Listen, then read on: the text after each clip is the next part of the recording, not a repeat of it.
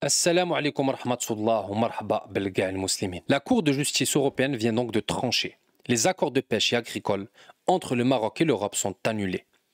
Officiellement sous la pression du Front Polisario et de l'Algérie, au nom, je cite, des droits des populations locales.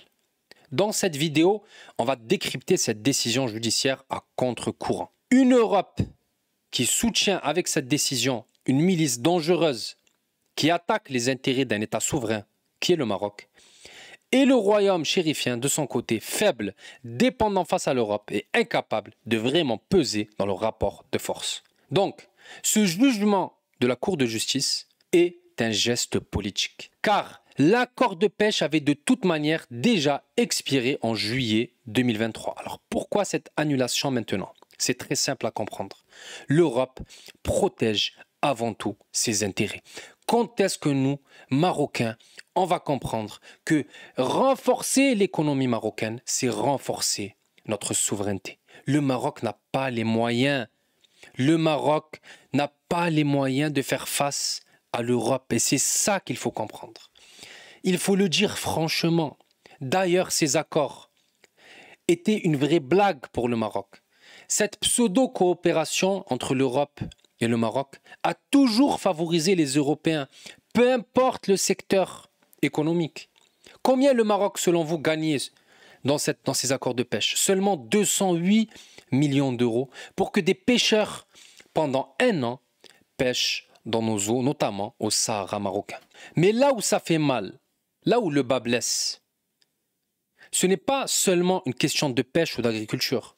Le Maroc est dans une bataille géopolitique qui dépasse la pêche et qui dépasse même le Sahara marocain. Le Polisario, entre autres, n'est qu'un pion dans un jeu de force où le royaume, malgré son renforcement diplomatique de ces dernières années, manque encore d'armes, d'outils et de leviers pour imposer sa vision. L'Europe donc vient mettre une gifle judiciaire au Maroc, un retour à la réalité.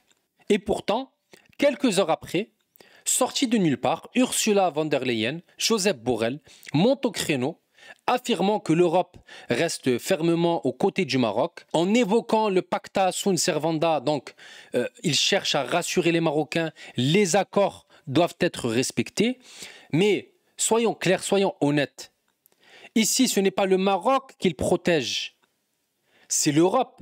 L'Europe a besoin du Maroc, notamment pour contenir la pression migratoire.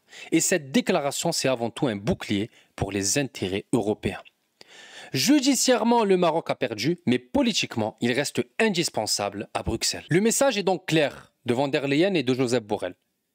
Nous vous soutenons, l'Europe soutient le Maroc, Bruxelles soutient la marocanité du Sahara, tant que vous servez nos intérêts.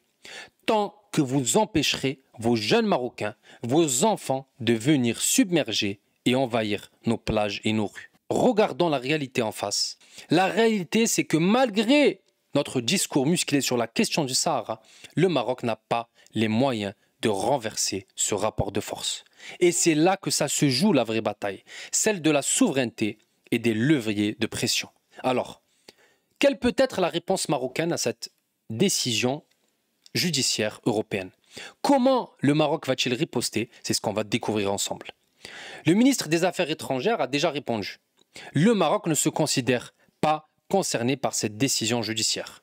Pour le Maroc, c'est une histoire entre l'Union européenne et le Polisario et évidemment leur marionnettiste, l'Algérie.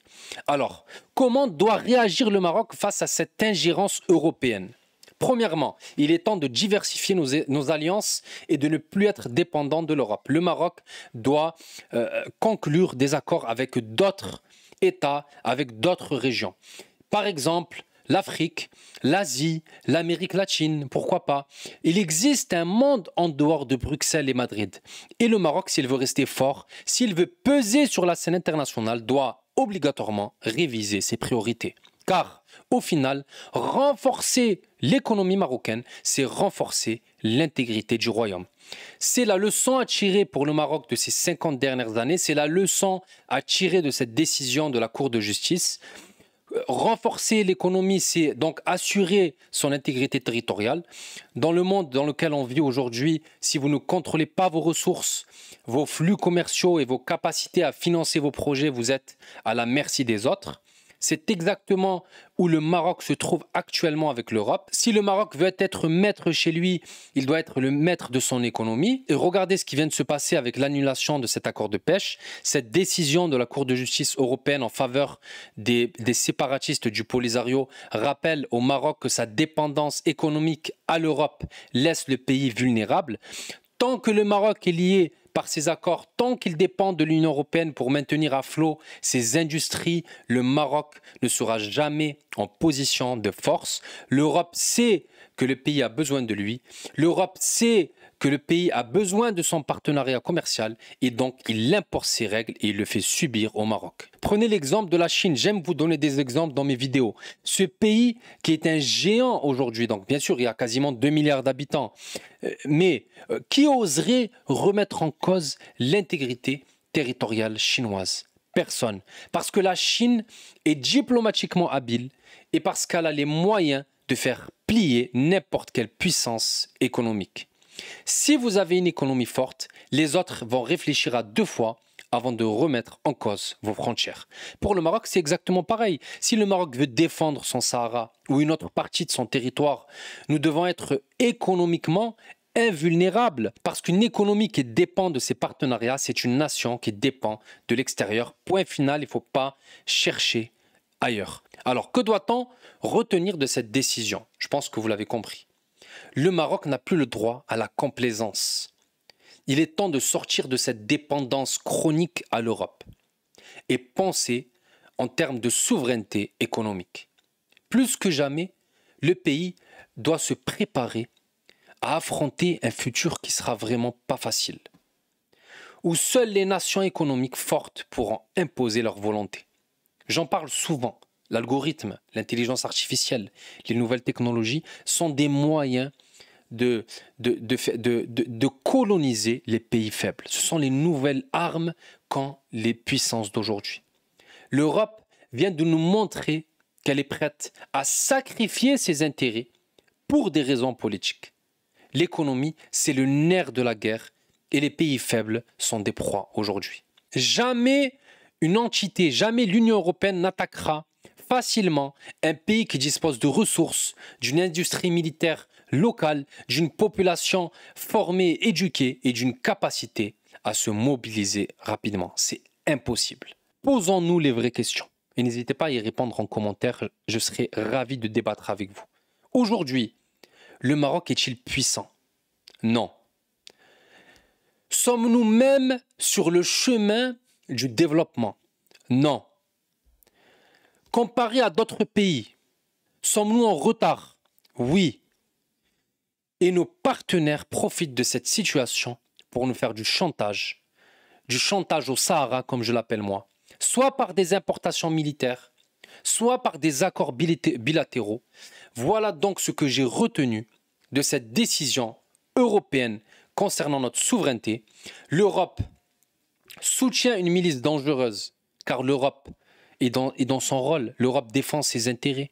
Et les Occidentaux font ça depuis la nuit des temps. Peu importe la moralité de la personne que vous allez soutenir, tant que cela va dans vos intérêts. Le Maroc, l'Europe a tout intérêt à mettre au pas le Maroc pour les questions migratoires, pour la pêche, pour l'agriculture. Donc le Maroc, de son côté, doit défendre ses intérêts, il doit jouer au même jeu que l'Europe. Mais pour cela, le Maroc d'aujourd'hui est totalement incapable de faire ça. Il nous faut un nouveau Maroc. Alors ça passe, j'en parle souvent dans les vidéos, ça passe par l'éducation. Ça passe par la mentalité des gens, parce qu'il y a un problème de mentalité au pays. Ça passe par plus de méritocratie. Il faut que les gens qui réussissent leur vie, les gens qui ont des longues carrières soient respectés. Il faut défendre les travailleurs pour donner envie aux jeunes de rester travailler. Il faut promouvoir l'entrepreneuriat. Il faut combattre la corruption. Tous ces points qui, mis l'un sur l'autre, deviennent des murs qui séparent le Maroc du développement. Barakallahu fikum. La jazikum bi khair. Wassalamu alaikum wa rahmatullah.